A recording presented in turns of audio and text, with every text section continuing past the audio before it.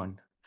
Hello, everyone. Our today's guest is Leigh Brasington. You can find his socials on the episode description.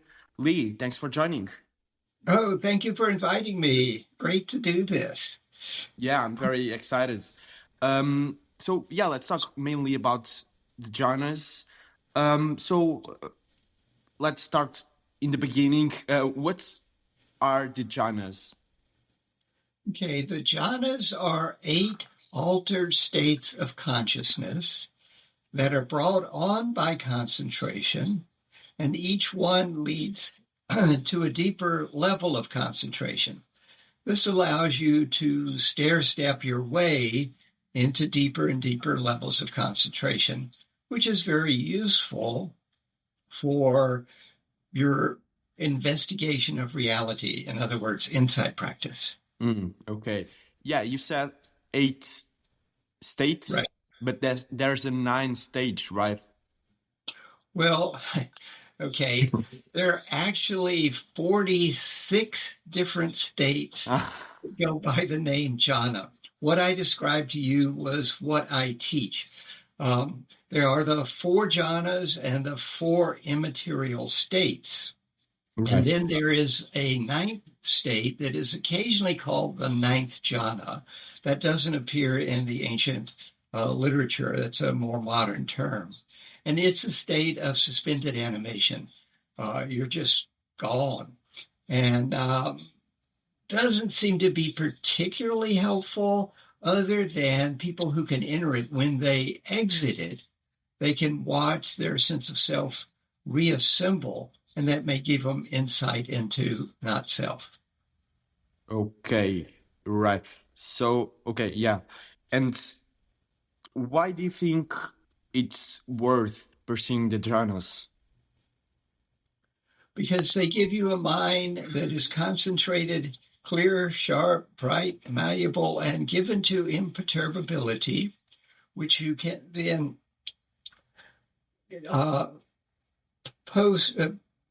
you can then aim towards insight practice and get deeper insights than you would with a normal state of mind.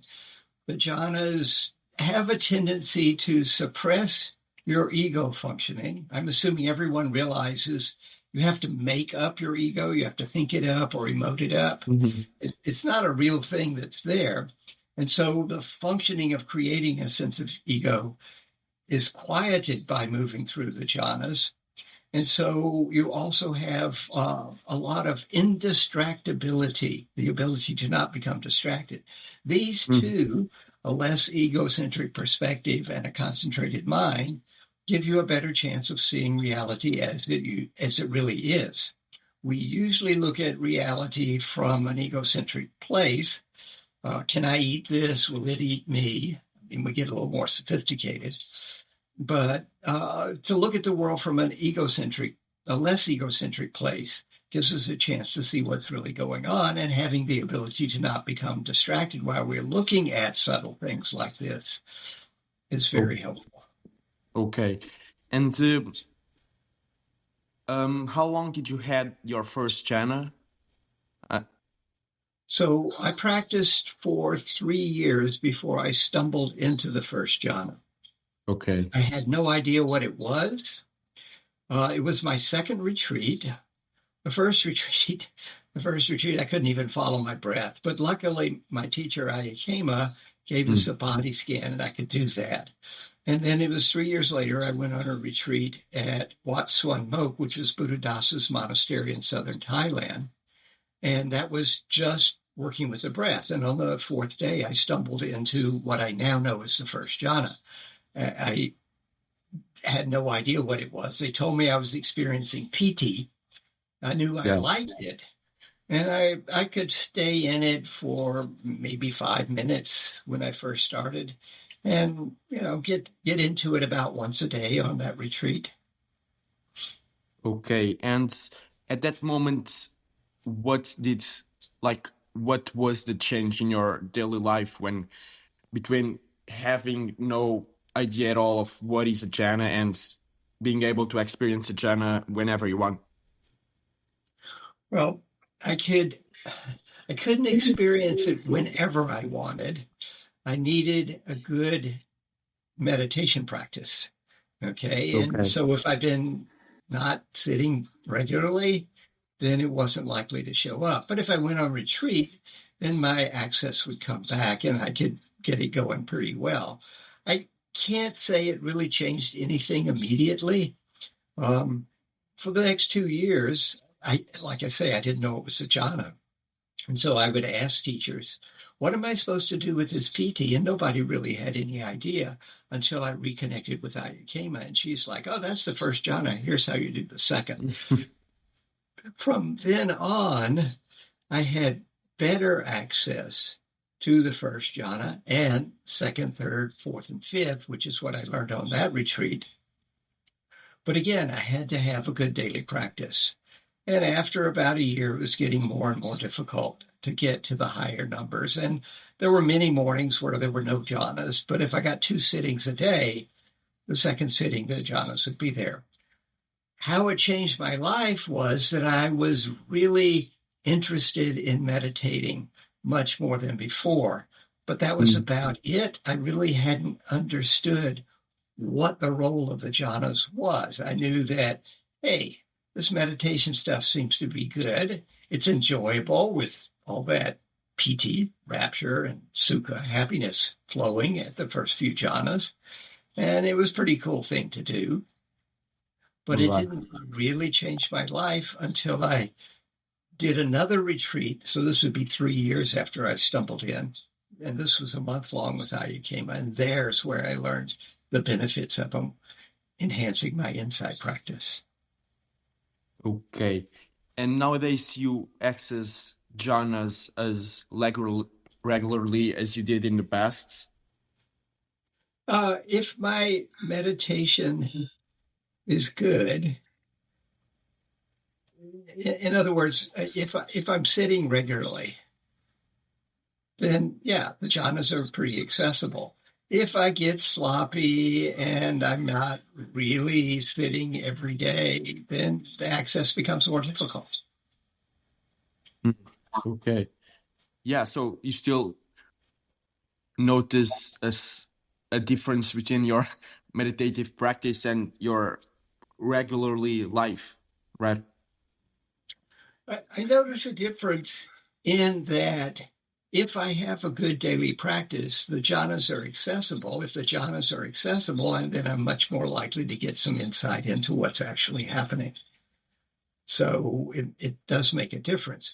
If I'm not meditating regularly, then the jhanas aren't happening. And yeah, sometimes life gets a little weird.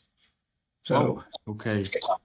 So yeah, you basically are saying that like the jhanas may increase your ability to experience happiness at the external world. I would say that it's not the jhanas per se that allow me to experience happiness in the external world. It's the insights I've gotten when I do insight practice post jhana. Now, I will say that I've meditated for science a number of times, and one of the things that they have discovered is that my nucleus accumbens, the reward center in the center of my brain, is more active. In other words, I feel more rewarded when I'm doing nothing than the average person. So is the increase in feeling rewarded due to years of jhana practice or the fact that I had a happy childhood or both? Probably some both.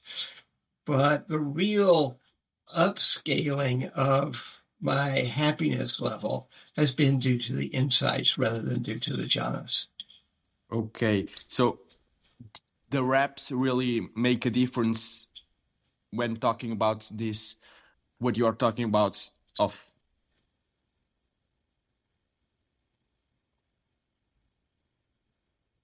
Okay, we froze here. Leigh? Yeah, it froze. You started asking a question and it froze. Okay. So you think like reps really make a difference to notice a long-term, more existential, significant difference of the insight practice?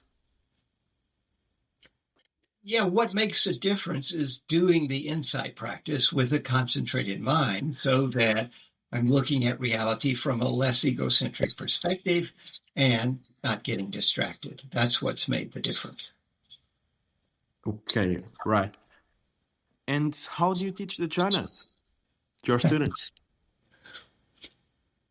I tell people that if they really want to learn jhanas, they need to go on a 10-day or longer retreat.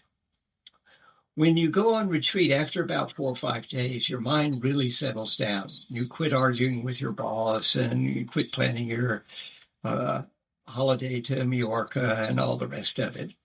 So now that your mind is settled, then it's possible to get to access concentration. And I talk about how to get there. You can use the breath, you can use the metta, you can use the body scan. There are other methods such as a mantra, etc. So I talk about those, not the mantra.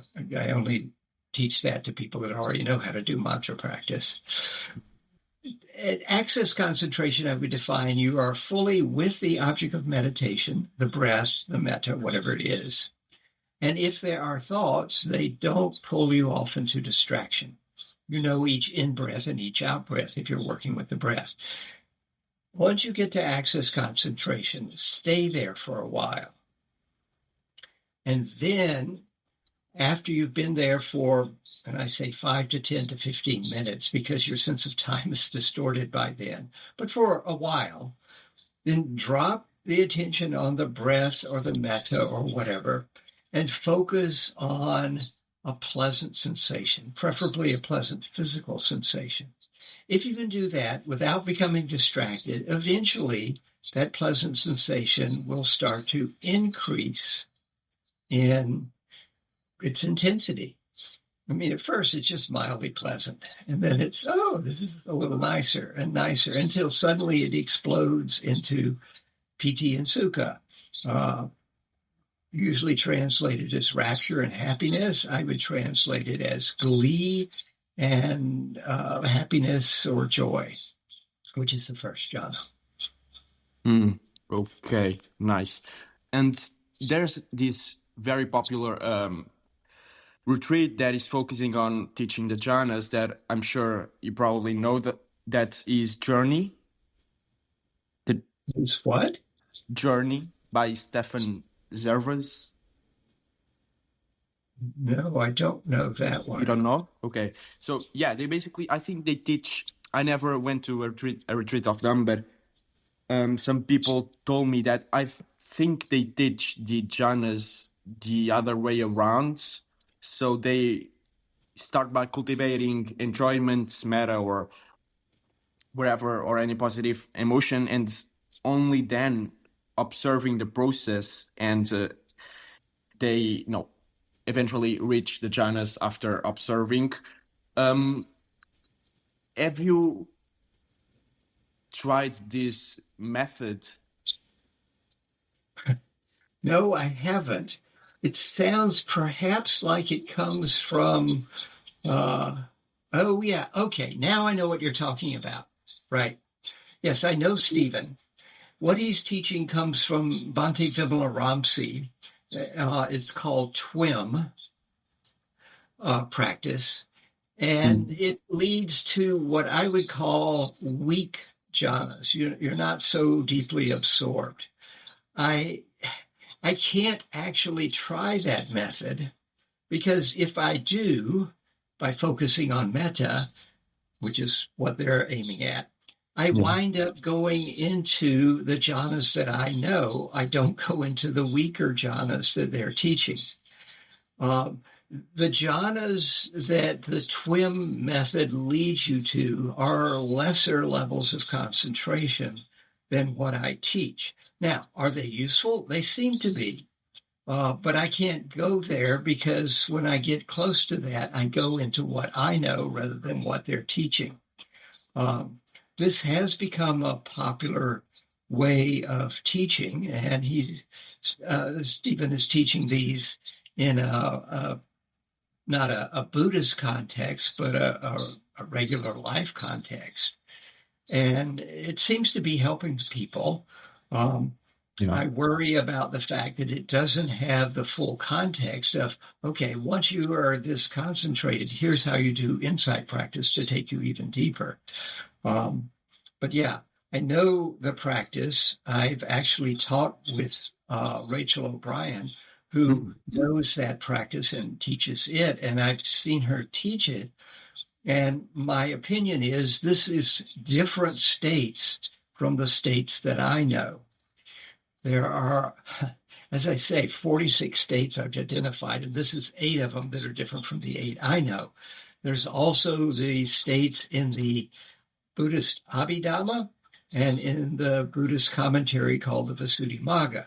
And those are different states from the previous ones we were talking about. That gives us, 8, 16, 33 states, because the Abhidhamma has 9 jhanas. Okay. So there's a lot of different ideas as to what the jhanas are.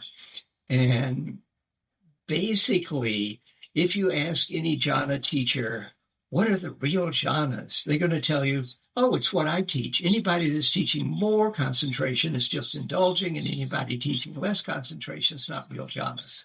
So, it's going to depend on your teacher. What I can say is what I teach, a lot of students have found very helpful. And so since that's what I know, that's what I can teach. If it didn't help people, I wouldn't bother. Okay.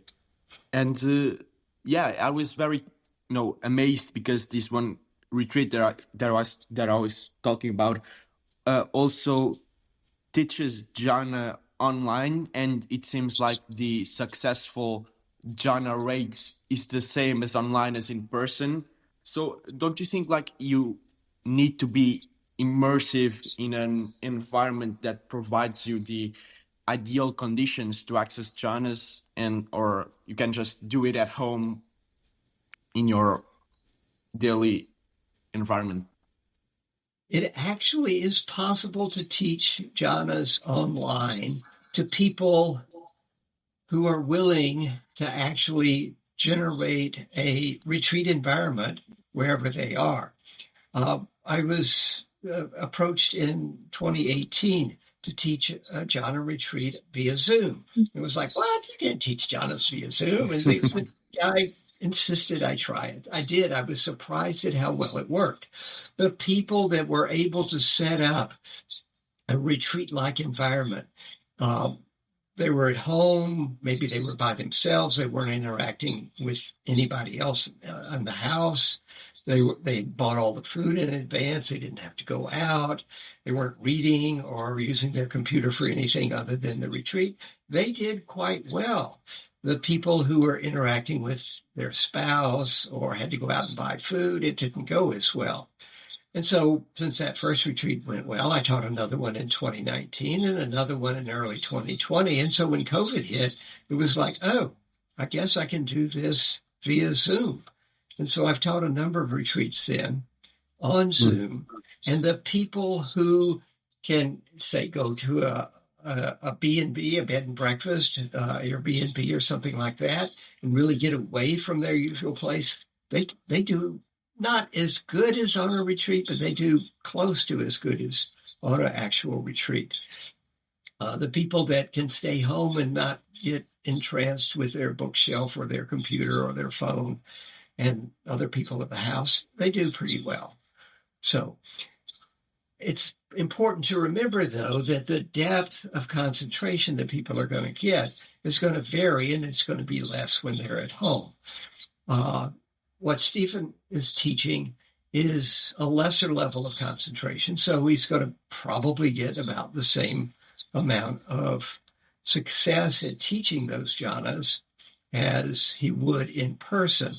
Again, assuming that the people are actually fully present for the retreat environment at home.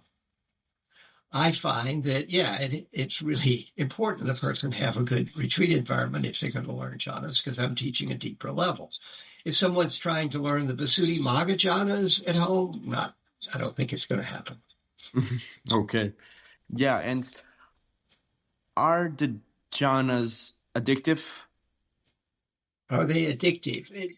If someone starts stumbling into them and doesn't have anybody to help them know what to do with them, they can be. But I've met several people that found the jhanas on their own, and all they were doing is practicing jhanas.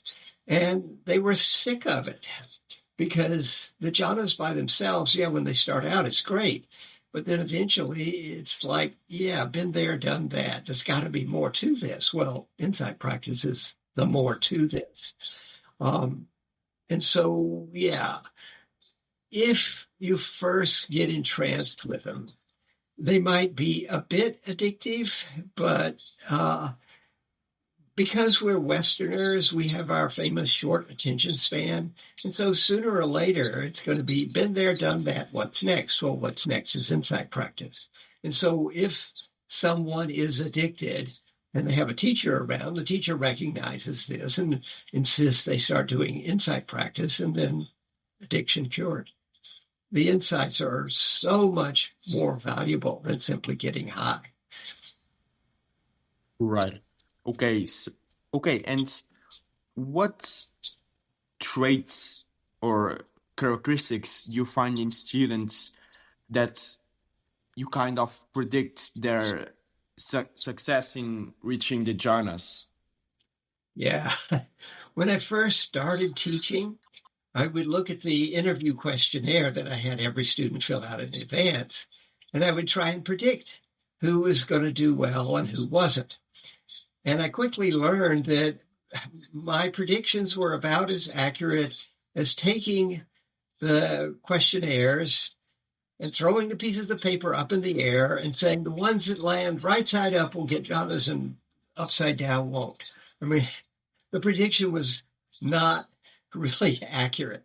But I can say the things that do seem to help are people who have a really good meditation practice at home before coming onto retreat, and people who have a natural ability to concentrate. But it's interesting. I would say that about 75% of the students say something like, I don't really have that great a concentration ability. Well, I'm worse than average. Well, you can't have 75% of anything worse than average, right? People have this idea about concentration that you put your mind, say, on your breath and you just don't get distracted. That's not what's necessary to get into the jhanas. What's necessary is to recognize the distraction fairly quickly and then come back from the distraction to the breath or whatever your object is. So having a good skill in concentration, and your skill in concentration is probably better than you think it is going to be helpful. And then having a good daily practice before the start of the retreat is also going to be helpful. It's also helpful if you don't have a lot of, let's say, craziness going on in your life. You just broke up with your girlfriend. Yeah, that's going to make the retreat difficult. Or someone you love died. That's really going to make it difficult. So you don't have outside extenuating circumstances that are going to impact your retreat. Yeah, you come in, things are going well. You've got a good daily practice, and you have some ability to concentrate. And do you think like your career can affect the way you might be, you can easily access or being good at concentration? Like, for instance, if you do a lot of multitasking in your career, it might be difficult or not. It does make a difference. I remember this one student. He was an office manager, and he was doing 12 things at once all day long, 5 days a week. And he never got anywhere near the jhanas. His mind was just too busy. And he came on, I think, 2-month-longs and a pair of 2-week retreats and never got there. And then he disappeared. And it was like, wonder whatever happened to that guy. Many years later, let's say 10 years later, I got an email from him. He had moved away and now was teaching piano rather than being an office manager. And he came on another retreat, and yeah, he did fine with the jhanas. So Really? yeah, how you spend your days before the retreat is going to have some sort of effect. But nothing is like guaranteed. I'm a computer programmer. And so they've been paying me big bucks to concentrate since I was in kindergarten. So yeah, I mean, I didn't get any money in school, but anyhow, it was rewarding to concentrate. So I was pretty good at it right off without even trying. Once I figured out how to follow my breath, it was too boring at first, but once I could get over the boredom, okay, the concentration kicked in, second retreat, I'm falling into the first jhana. I've had Mm. other computer programmers, I go, oh yeah, they'll do fine. Never got anywhere near a jhana. So you never really know. But there are certain occupations that probably reflect someone having a good ability to concentrate. And there are others that reflect, this might be difficult for them because they're doing too much multitasking before they come in. Okay, yeah, that's interesting. And do you think it might be like just impossible for some people to access jhanas? I don't want to say impossible, but I'm going to say there are increasing levels of difficulty. If the retreat is long enough, then the number of people that access the jhanas goes up. A month-long retreat is going to be much better in terms of the percentage who actually are experiencing the jhanas and working with them than a 10-day retreat. And actually 2 weeks is noticeably better than a 10-day retreat. So, yeah, the longer the retreat, the better. I have had some students who worked really diligently. They obviously were deep into their practice. They had concentration ability, whatever their profession was. Yeah, you got to be able to concentrate to do this. And they still didn't get to the jhanas. So I can't say that they're going to be some people that's impossible. Maybe a different teacher could have gotten this person I'm thinking of into the jhanas. They just needed something different than what I was teaching. And if someone has, let's say, a psychological problem where they're taking medication that suppresses their emotional reactions, that can make it really difficult to get into the jhanas. I had a student who was a schizophrenic, really nice guy, but his effect was so calm and quiet that he didn't get anywhere near the jhanas, even in a month, because of the medication he was on. If it's just antidepressant, it's going to make it a little slower to learn the jhanas, but I've had tons of students who were on antidepressants that got into the jhanas. So it depends on the strength of the medication. And there are some people that just have too much.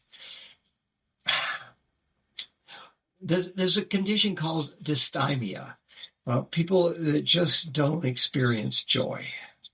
And this is really sad in the first place, but it makes it difficult to get into the jhanas because when I say put your attention on something pleasant, they're simply not able to do that. They're probably not able to find something subtly pleasant because, yeah, probably bad childhood.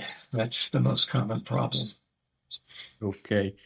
And what kind of strategies do you recommend for maintaining consistent meditation practice? Yeah. Yeah. So the best thing to have a consistent meditation practice is to make meditation part of your daily schedule. You get up at this time, you do whatever, your tea, your coffee, whatever. And then you meditate and then have breakfast and then you go to work. And maybe it's in the evening, you come home from work and you eat your evening meal and then you meditate, or however you're going to structure it. But having it as part of your schedule works so much better than, oh yeah, I'll meditate this morning, but first I'm going to check my email. Oh, and I've got to go onto Facebook, and you never meditate this morning. But I'll do it this afternoon, and you never get to it. I'll do it tonight, but you're tired and sleepy, and you didn't meditate. I know, I've been there. Okay, yeah. Also in your teaching, there's a clear distinction between fleeting pleasure and deeper contentment. How do you define authentic happiness within the framework of Buddhist practice, and how does it contrast with the modern Western pursuit of pleasure and success? Yeah, that's a good question.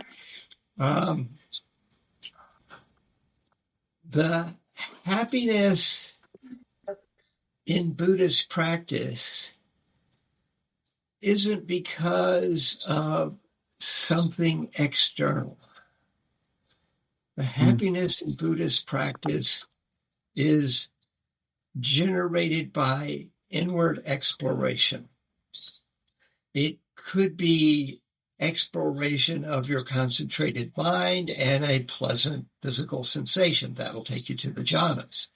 It could be because you gain insight into how the world actually works and how you're responding to it. And you see, oh, I can upgrade my responses. And that's going to give you some happiness. It's going to be very valuable.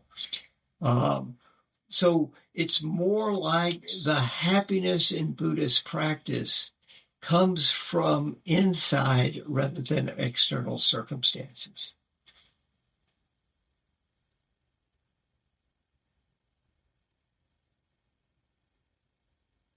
In your view, how does the Dharma reframe the very question of happiness in the way not as something to acquire, but as something to uncover?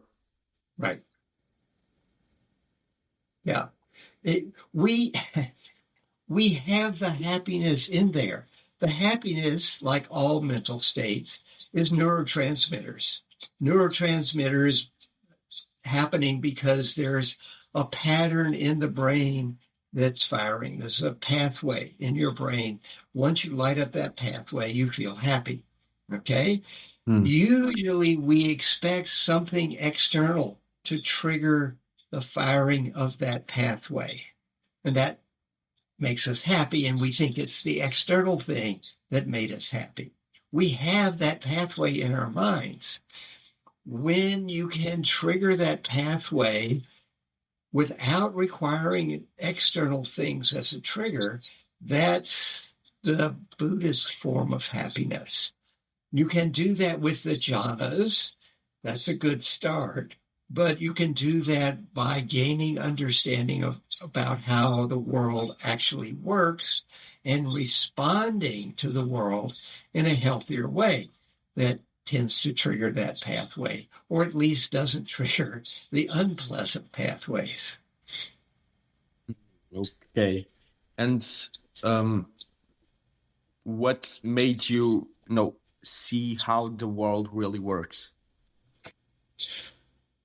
So the Buddha gave a large number of insight practices. There are 13 in the Satipaṭṭhāna suttas, investigating body, investigating Vedana, which is your initial categorization of a sensory input, investigating your mind states, and investigating basically some of the teachings, the 7 factors of awakening, the 5 hindrances, the senses, the aggregates, and the 4 noble truths.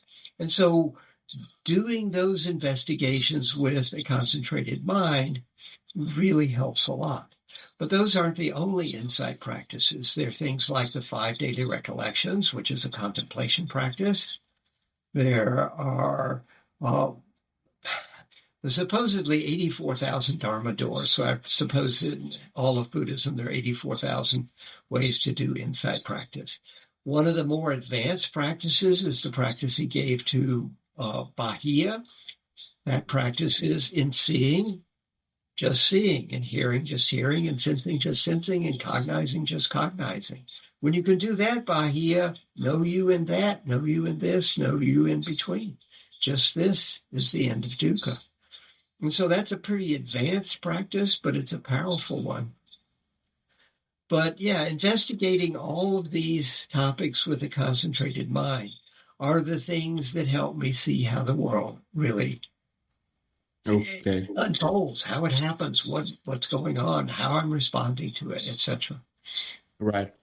Yeah, and you think the teachings of the Buddha offer not just a path to happiness, but a complete reorientation of what it means to live a good life? Yes. The teachings of the Buddha, I mean, the Buddha said, all I'm teaching is dukkha and the end of dukkha. And so what he's teaching you is how to respond to your sensory input in a way that doesn't cause you suffering. That's the basic thing. But if you actually learn to do that, then your whole life goes better. You don't make some of the stupid mistakes that we tend to make when we're trying to figure it out on our own. We actually have a much better idea of what's going on. Okay, right. And so you think practicing meditation can make you happier, right? It definitely can. Not all the time. Sometimes you get insights that make you very unhappy. You get a deep insight into the impermanent nature of everything. And you realize that whatever you've been counting on to provide you security is impermanent. And that can be pretty freaky. So it doesn't make you happy when you initially get that. But it may make you happy when you realize that the things you're counting on for your security, well, maybe you can't really count on them. There may be other ways of dealing with it and, coming to terms with it's an insecure world, which long term is going to make you happier than counting on some impermanent thing for happiness, because when the impermanent thing manifests its impermanence, then you don't have any security and you're freaked out. So yeah. Okay.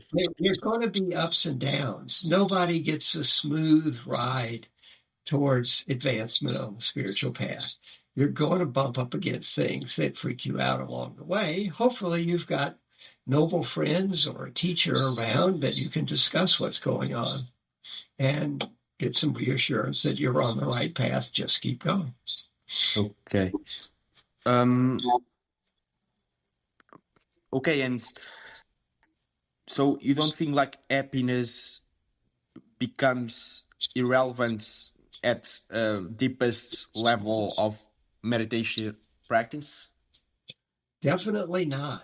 There are multiple suttas in the numerical discourses where the Buddha says a fully awakened person is blissful all the time.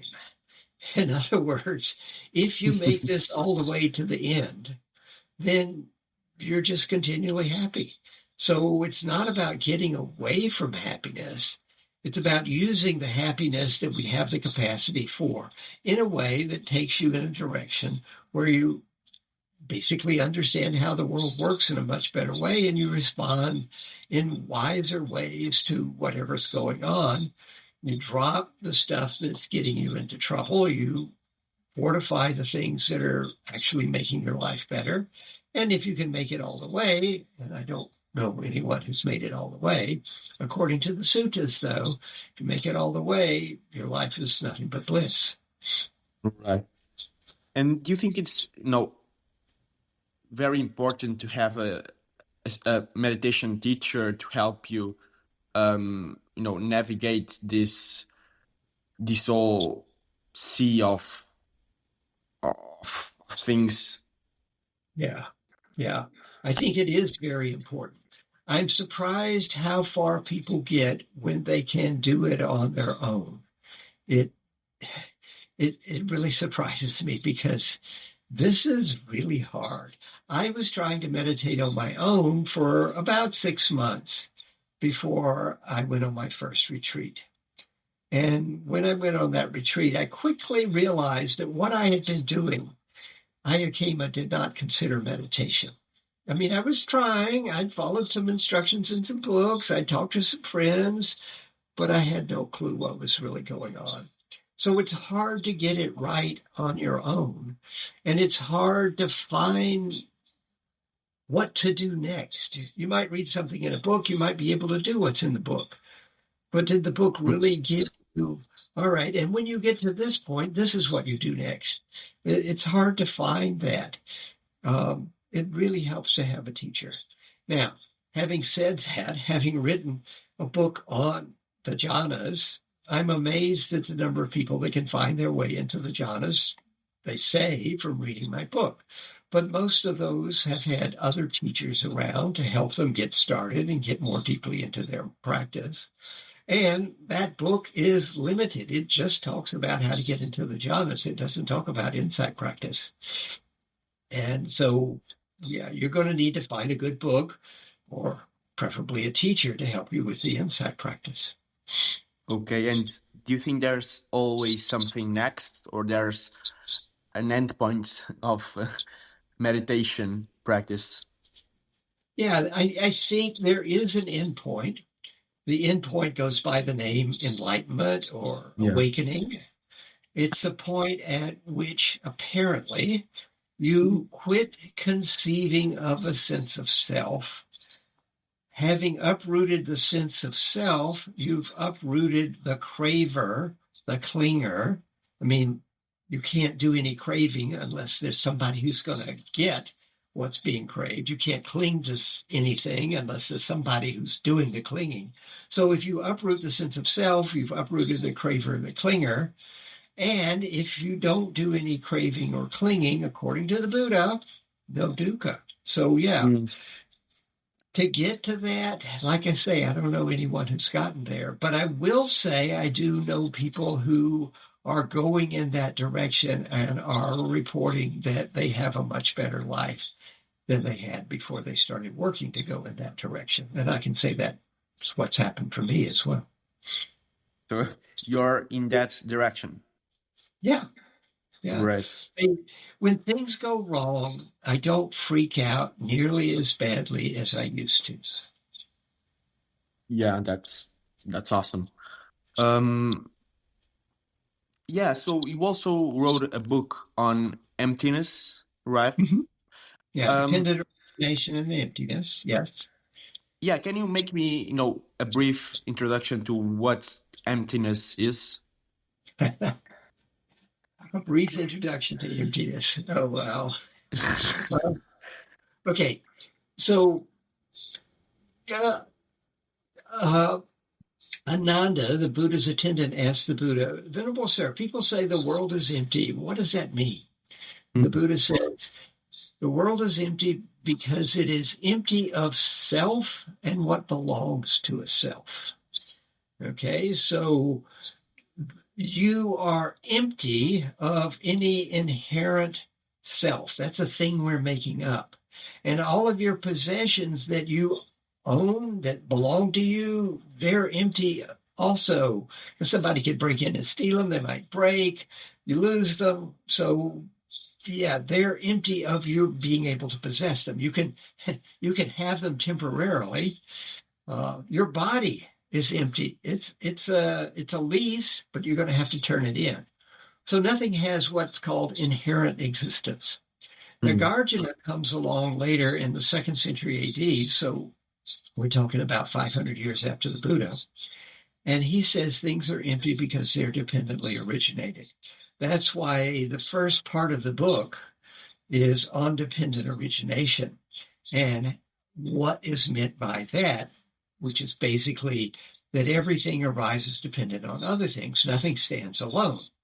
And so seeing that everything is arising or dependent on other things gives you the sense that, everything I think I am, I own, I experience is actually arising dependent on other things. It doesn't have any inherent existence. It doesn't have an essence. And so emptiness means things are empty of essence. They're arising dependent on other things. And none of it can be possessed or be you, because you and all of your so-called possessions are dependent on other things. It's not that everything is connected to everything else, but everything is connected to enough other things that it makes one giant net, usually called interest net, one net of interconnections.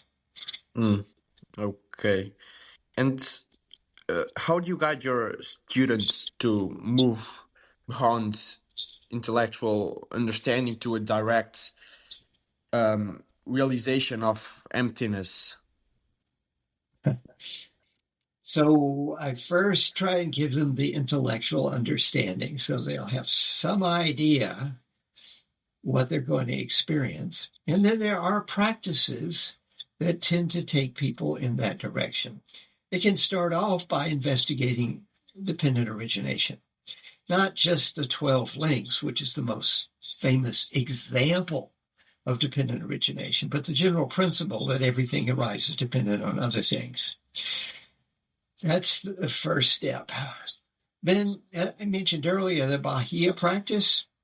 That's a practice of experiencing the world prior to conceptualizing your experience. Normally, you go for a walk. You see a tree, you see a house, you see a car, you see a bird.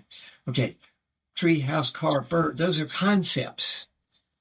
What you actually see is your visual field. Can you step back and not conceptualize objects in your visual field? Can you just see seeing?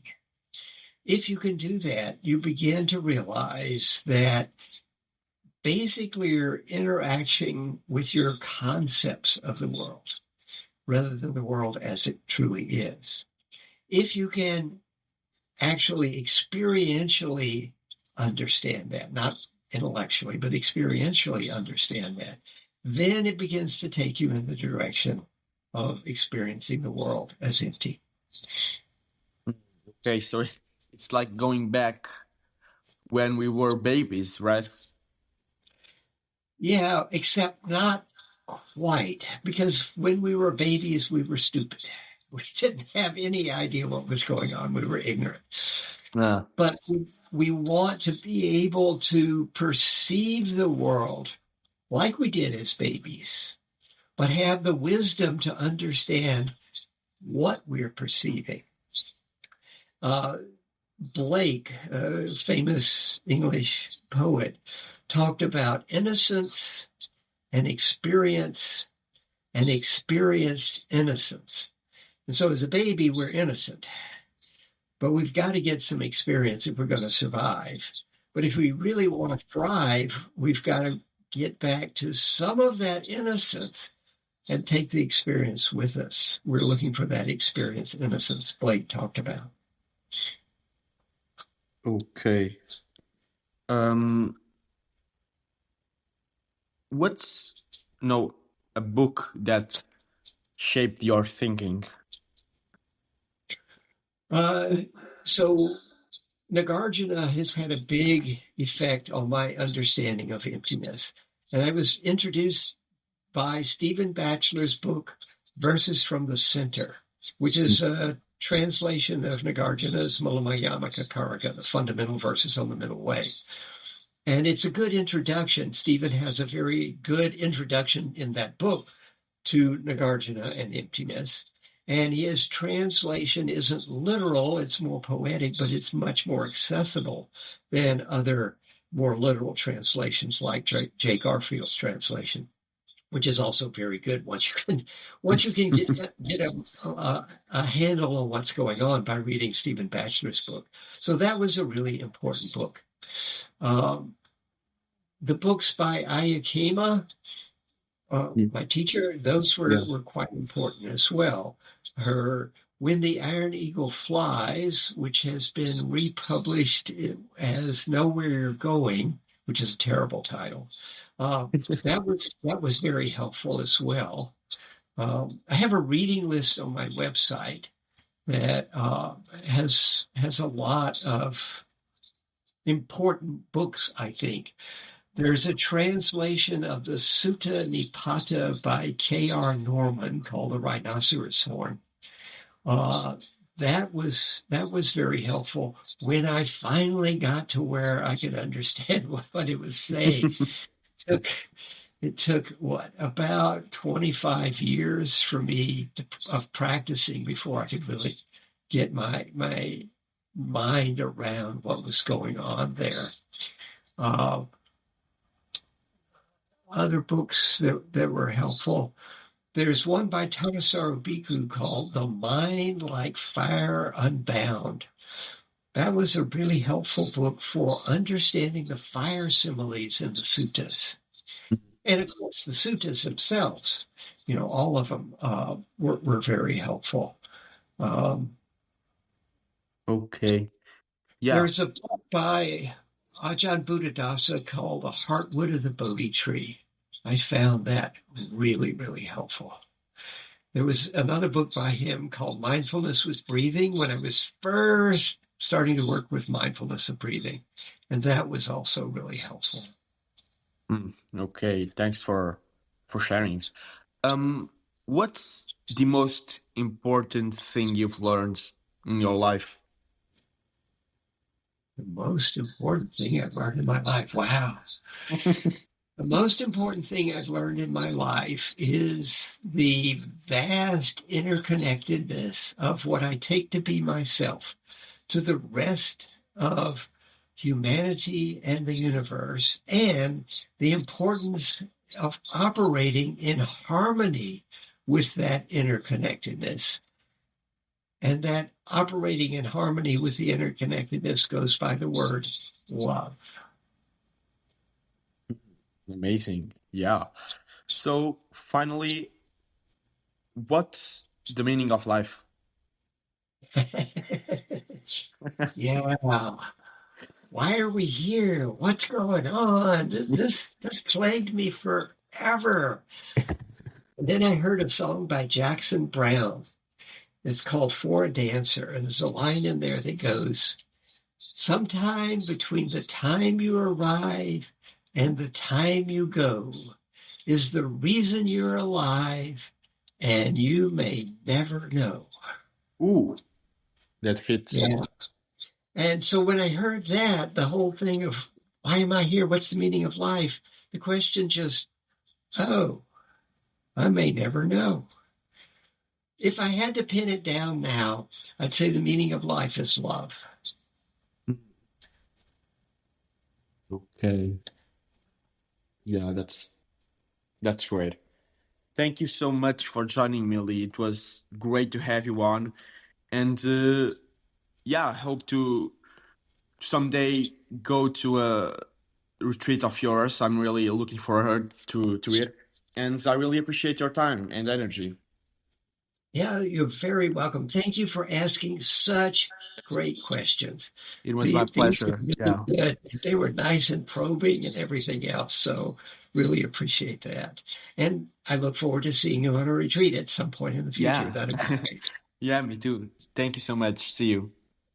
Take care. Bye.